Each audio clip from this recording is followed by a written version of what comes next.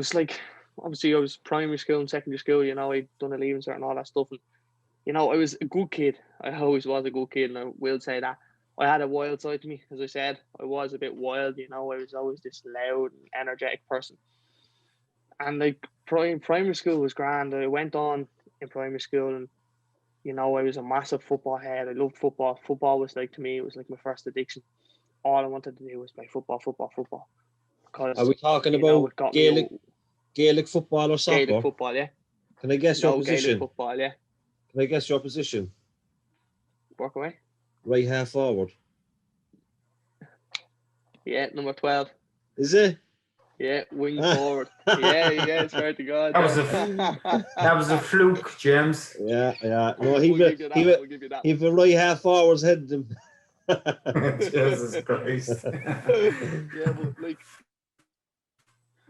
football would have been my first, well, I don't know if I'd say addiction or not, but it was something that got me out of myself because, things weren't great at home when I was growing up after my dad left, It was hard for me living in a house with 4 girls, and I just felt alone, and I felt different, and I just felt disconnected, and I felt like I couldn't talk to anybody because, my dad wasn't there. I just felt like I'd no one to talk to, because a man living with 4 girls and, I was second youngest. I was just like, I tried to take on that man of the house role too young. Like, I need to stand up. I need to be the man of the house. But while I was doing all that, I wasn't looking at myself, and I wasn't helping myself in any way. I was just trying to do everything for everyone else, and I got very disconnected from myself from that. And then if I did have any problems, I couldn't say anything to any of them because I couldn't show the weak side to me. Because I couldn't show anybody that I was weak because I'm a man, and I'm a man. It's for me. I thought it wasn't okay not to be okay. I just had to put on a brave face and soldier on. That's the way I went through life for most of my life. That's the way I went on. After primary school, I get into secondary school. Secondary school, I in secondary school lived, I wouldn't say a fake me, but I was just always person who was smiling and all every time at 8 o'clock in the morning when I was coming in off the bus, and people were like, why is he so happy all the time? But it was a mask. It was a complete mask to hide everything that was going on behind closed doors, and that's why football did a great deal for me. I would train 5-6 days a week, and this made me feel better about myself. This made me, I was a good footballer. I will say that I was a good footballer. I played with Kildare from the age of 14 up to just before minor. Football was my life. Football made done things for me that I couldn't do for myself, which was internally. But internally, it didn't last very long. So then playing football, I got into the gym, and boy, I thought I loved football. When I hit the gym, it was like this whole next level of love, and I started getting into the bodybuilding, and I was training 6 days a week.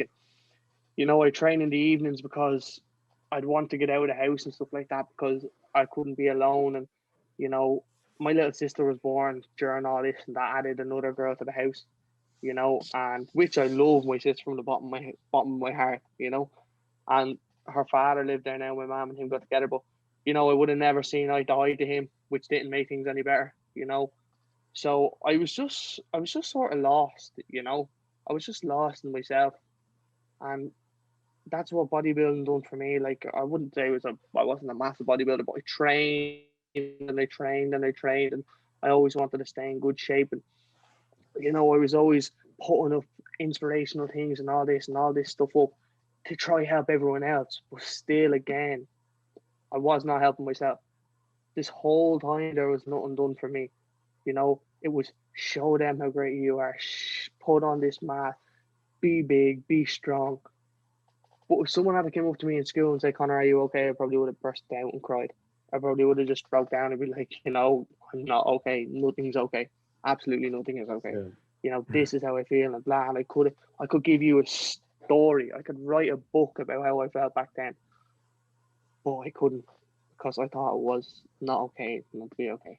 That's, as me as a man, how I felt. And I don't know, I feel like a lot of people relate to this as well when I'm in meetings and all. Like, as us men, there was always the stigma, I feel, that you know, we never wanted to have a voice because we didn't want to show weakness, and I didn't show weakness, and I wanted to go on as this big hard man all the time. That's the way I did go on with this mojo. And you know, so in school anyway, it was like TY, and then 5th year. Basically, this is where I started getting into drugs. That's basically, you know, me growing up and stuff like that. And this is all before the drugs.